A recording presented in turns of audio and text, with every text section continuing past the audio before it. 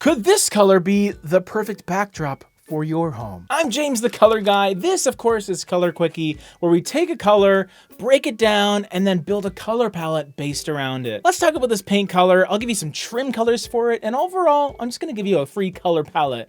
All for the press of a like button. Press it. Thank you. So right off the bat, perfect backdrop, it's a neutral paint color. And there are several ways to interpret what neutral means in terms of paint and design, but in this sense of the word, it is one of those colors that is a bit desaturated, a little bit muted, not very offensive. Which may be boring to some of you, but to a lot of you, hopefully, you realize that colors like this, like perfect backdrop, what they do is they give you a neutral canvas color to build off of. And there are a number of different ways you can utilize this color in your home. What's great about it is the LRV, or the light reflectance value of it. And this means it reflects 56% of the light that hits it. That's kind of a lighter mid-tone paint color. And from my experience, when you're around that level, it means you have a color that is noticeable, but it's not going to be a burden to you. Like, it's not going to be the one thing that you see. It reflects enough light where it's light, but not too light. It has some richness to it. Great compromise. Now, we think the perfect aspect of this color is that it feels pretty balanced in terms of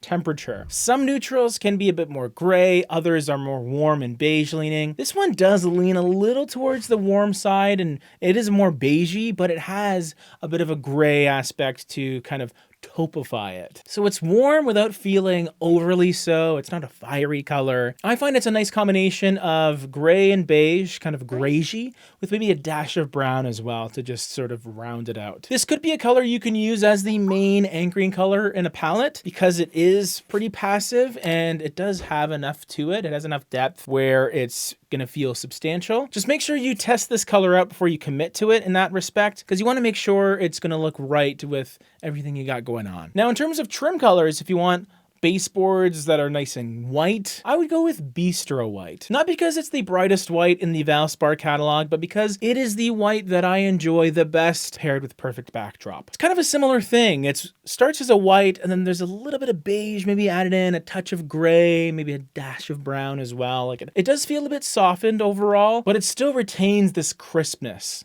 Like Valspar labels it as a cool undertoned color. And I think it's because in person, with interior lighting especially, it may gleam like a really bright white would. But because it only has an 85 LRV, it just takes the edge off a little bit. And I think it works really, really nicely with perfect backdrop. On the other side of the spectrum, we have another color that maybe has a little bit of brown and gray, but a lot more of it.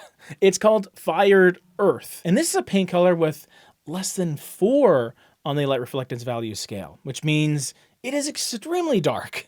It may even look black to some people, but it's more of an off black. It has enough brown to it to differentiate itself, but it's like a dark espresso brown. So even more so than what a white trim would do, this dark trim will be very contrasted amongst any color in this entire palette. Let's get into some of the other color pairings, and you can think of these as other room colors or just other colors you can utilize in the same space in a number of different ways, whether it's in the form of artwork or a nice little coffee table book you might have, or even things like throw pillows, blankets, furniture, even your flooring if you want to do like a painted tile or something.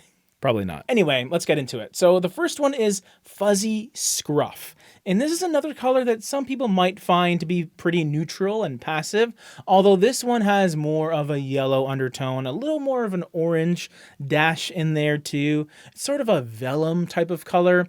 And what I enjoy about it is it gives you another option within the neutral catalog, although this one is going to be brighter than Perfect Backdrop, and it just has a little more vibrancy to it. It's a little more lively and energetic. So just be mindful about where you're using it. Use it in a space that you want to feel like warm and fuzzy and energetic. Perfect Backdrop, on the other hand, may do that to a lesser degree. It's just going to feel a little more consistent, I feel, because it has that gray aspect to desaturate it. Not Fuzzy Scruff. This one is a little warmer. The second color is also in the 70s LRV-wise, but not nearly as bright. It's called Luna. And this is a paint color that kind of looks gray, but it actually has a green undertone that differentiates it. So while Fuzzy Scruff took the warm beige aspect of Perfect Backdrop, Luna takes that little bit of gray, which kind of makes it a bit green leaning as well. A very different feel, a little more sleek, maybe a little more of a stylish color, I would say, even though it is very neutral as well. Don't really think of this as a bright green by any means. It is subtle, it just gives you a different look. My first impulse is this would be a color I would use in a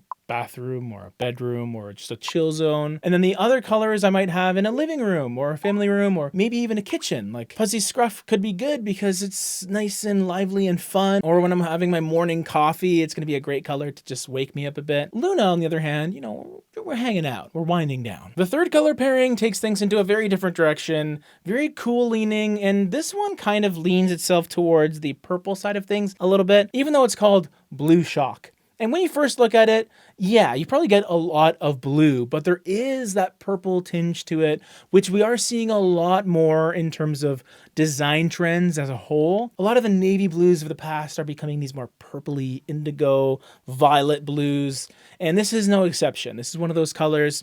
It's not the darkest, deepest version of this kind of blue by Valspar. It's maybe a shade or two lighter, just to give it a little more versatility so you're not fully diving into the purpley blue world. Maybe next year. Here's the palette all together. Please let me know what you think. You can support us by liking this video and subscribing and sharing it with all your friends.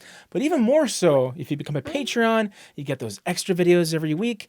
And if you're a Prime member, you get a personalized mini color quickie every 3 months that you're subscribed. So check us out and also check this out if you want more videos on YouTube.